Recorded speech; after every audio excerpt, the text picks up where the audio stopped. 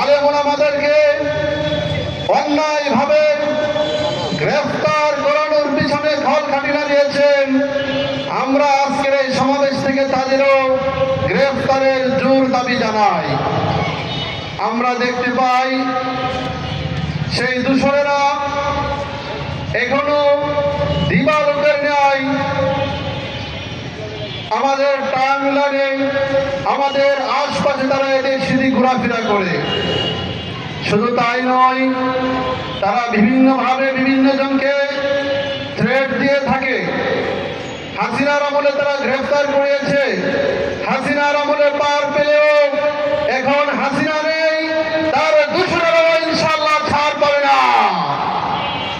সম্মানিত উপস্থিতি, এ পর্যায়ে আপনাদের সামনে সংক্ষিপ্ত বক্তব্য নিয়ে আসছেন লালবাগ জামিয়ার ছাত্র মোহাম্মদ